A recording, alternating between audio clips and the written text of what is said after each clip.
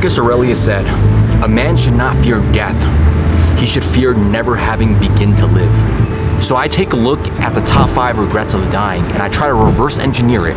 And I say, if by definition to live a good life is to not fall into these common mistakes that men and women often make, how do we reverse engineer that? How do we prevent that from happening to ourselves? So taking a look at the top 5 regrets of the dying. I wish I had the courage to live a true life to myself, not the life others want from me. I wish I hadn't worked so hard. I wish I had the courage to express my feelings. I wish I had stayed in touch with my friends. And the last one, I wish I had let myself be happier. Those should really inform how we should live our day-to-day life. And it's a common mistake to think that we're gonna live forever. The problem is we often lose this perspective of time, and we don't realize how much time we're actually wasting when we fall into these routines, these habits, the monotony of daily life. We think we have the rest of our lives. The rest of our lives to do all the things on our bucket list, all the things that we said that we will do someday. Someday is a word that I hate. It kind of pushes the burden off to someday in the maybe near distant future or maybe forever, and we'll just pack into the recess of our brain and say that, hey, you know, one day I'm gonna go travel the world. One day I'm gonna write that book. One day I'm gonna finally pursue the career that I actually want for myself. And then one day actually comes and you look and you haven't really started. You haven't done anything. And I feel that deeply in my soul because I did that for the last decade. I said someday I'll do that. Someday I'll finally go and explore the world and really live my best life, right? Whatever the hell that means. What are you putting off for someday? And it's common to make that mistake in our career, in our relationships, in our life goals, and what we truly want for ourselves in our life. And it's a common mistake to think that we have so much time when that time could pass in a blink of an eye. So I use the 15-year rule. We want to think and believe as if we're gonna die in 15 years.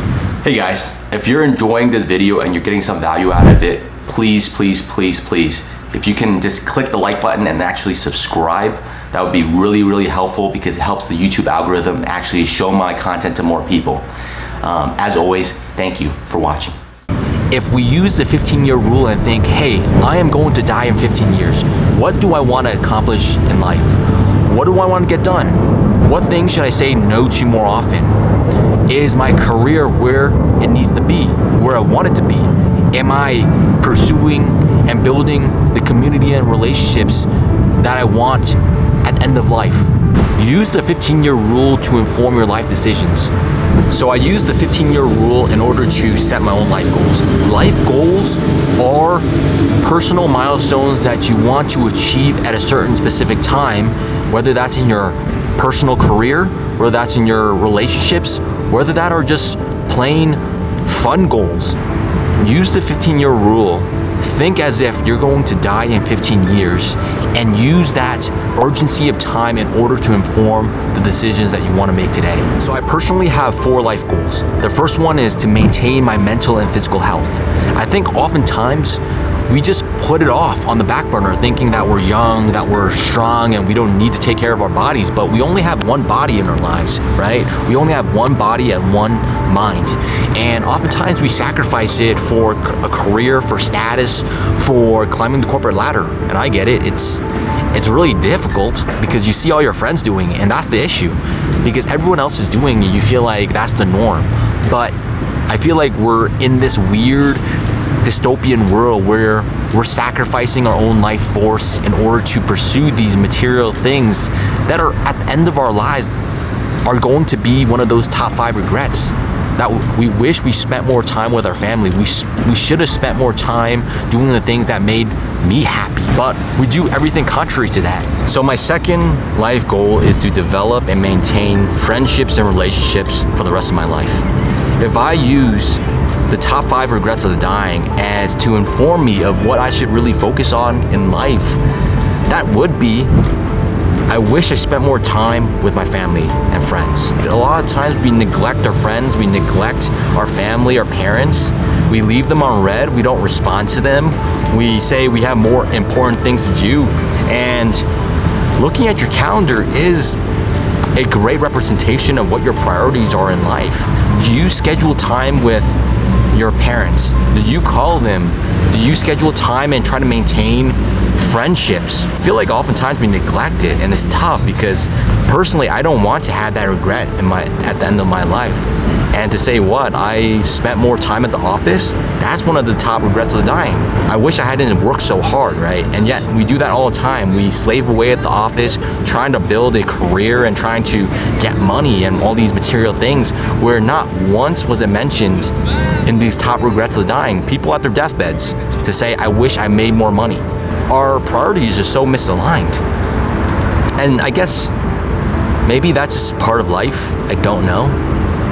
I don't know what people are thinking. And I guess I can only use my own personal experiences that I think I have so much time that I can figure those things out later. So another life goal of mine is to live a purpose-driven life. And it goes to the point of one of the regrets of the dying, which is I wish I had the courage to live the life I want, not the ones others expect of me. And I feel like this one hits our career, our vocation, and what we actually do in our day-to-day life, like our mission, our purpose. And oftentimes we just put that off. We work in a job that we really don't like or even hate, with people that we don't really respect and don't really care for, in order to get a paycheck. And I get it. We all need to make money to live. But we need to do maybe some deep reflection of like asking ourselves, like, what do I actually really want in life? What do I actually want, and what do I actually want to do? And use that as a test, as a barometer to see if we're actually working towards that. And I'm not saying it has to be today, but are we working towards that? Are we making concerted effort to change? And it's so easy to get trapped in these scripts. And I call them scripts because I call them societal scripts. That's like following the script of what your parents want, what society wants, what other people want, other than what you want. So my fourth and final life goal is to have financial freedom, to maintain financial freedom. And let's not kid ourselves that money is very important in our society. And I'm not telling people to, go off the beaten path and live on our farm and do subsistence farming and having to milk your own cows and grow your own vegetables. Nothing wrong with that. But I think for the most of us, we want to stay in this society, but we want to live a comfortable life. And at the same time, we have to juggle it with the fact that we don't have the rest of our life. And in order to reach financial freedom, it's not that simple, right? So what can we do in order to really align our financial goals, in order to align them with our life goals, right? To see what's important, so that we're not frivolously spending money, basically our own life force, because we have to use our time and energy in order to work for that money, which we then trade for these material things, which we might not even care for. Is it worth a year of your time in order to buy a car? Is it worth the 15, 30-year mortgage that we usually put down in order to maintain a house? Whether that's a big house or a small house is a different story, right?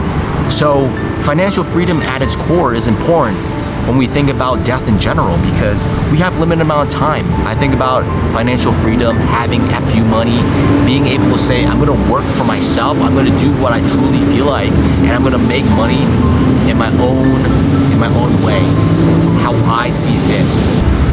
I want us to redefine what it means to retire. Do we really have to retire at 65? Can we retire earlier? What can we do in our lives so that we can give ourselves more time and more life energy to pursue these life goals, right? To maintain the friendships, maintain our relationships, to pursue what we want, to live a purpose-driven life. So those are my personal life goals and how I personally define how to live a good life.